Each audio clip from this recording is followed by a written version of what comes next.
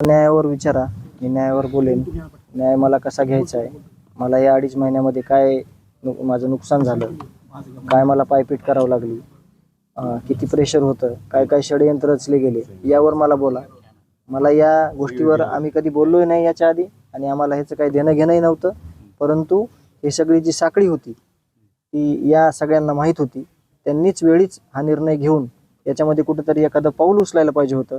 ते लोकप्रतिनिधी होते, पण तसं कुठंही केलं नाही. का तर चुकीचा जरी असला तरी जवळचा माणूस असल्यानंतर चुकीला चूक म्हणणं हा खरा पुरुषार्थ आहे, पण तो पुरुषार्थ दिसला नाही कुठेही.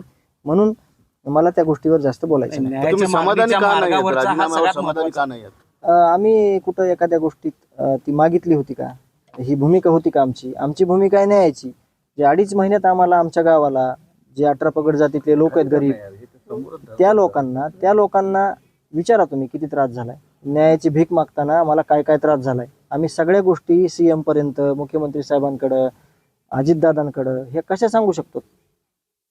ह्याच्यावर कोणी काय केलं का? इथं फक्त यंत्रणा राबवल्या, त्यांनी त्यांचं काम केलं. परंतु जे काही अराजकता माजलेली आहे जशाला तशी, फक्त SP साहेबांची बदली झालेली आहे, त्याच्या खालची जी मंडळी आहे सगळी, आज देखील त्यांनी खासदार साहेबावर सुद्धा कमेंट एखाद्या ग्रुपवर एखादा पोलीस PSI कार्यरत असलेला करतो. म्हणजे ह्याचा विचार केलेला आहे का? झालं का? ह्याच्यावर कृती काय केली का? जे न्याय मागतात त्यांच्या विरोधात तुम्ही म्हणजे गुन्हेगारी म्हणजे FIR फाडताय, NC फाडताय. म्हणजे न्याय मागायचा नाही का? एवढी मोठी घटना आहे, एवढ्या मोठ्या घटनेमध्ये जर कोणी न्यायाच्या भूमिकेत असेल तर त्याला तुम्ही धमकावताय, त्याच्यावर केसेस करताय. त्यांनी माघार घ्यावा असं तुमची अपेक्षा आहे. मग ह्याच्या तुम्हाला ज्यावेळेस आरोपीचं तुम्ही समर्थन करत होता त्यावेळेस पण हा विचार करायचा ना की आपण समर्थन कुणाचं करायलो, एका खून करणाऱ्या टोळीचं समर्थन करतो. ह्याचा कधी अभ्यास केला का ह्याच्या अगोदर? सहआरोपी केलं पाहिजे धनंजय मुंडेंना अशी मागणी. याच्यामध्ये CM साहेबाचा जो शब्द आहे तो त्यांनी पाळला. ह्या सगळ्या प्रश्नांची उत्तरं त्याच्यातच आहेत. त्यांचा प्रश्न शब्द असा आहे, याच्यात कुणालाही सोडलं जाणार नाही आणि ह्याच्यात कुणी जरी असला तरी त्याला शिक्षा दिली जाईल.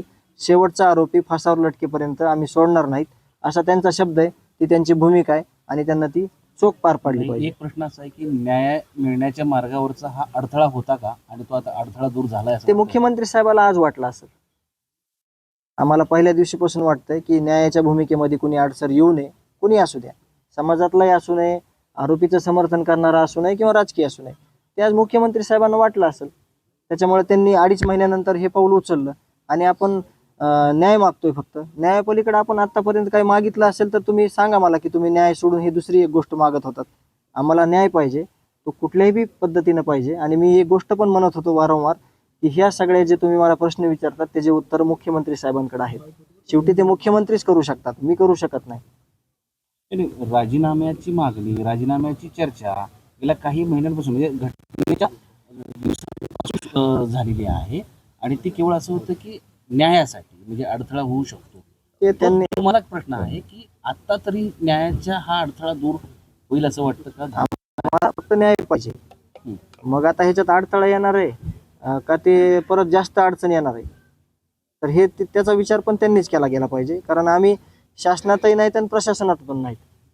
साधा एक भूतप्रमुख होता BJPचा, त्यांना ह्यांनी संपवलं. त्याच्यामुळे आता आमच्या गावची ताकद एकच आहे की दुःखात सहभागी व्हायचं आणि न्यायाच्या लढाईत संविधानानं जे मार्ग दिलेले आहेत, संवेदनशीलता जी आहे गावची, त्यांनी न्याय मागायची. एवढंच आमच्या हातात आहे.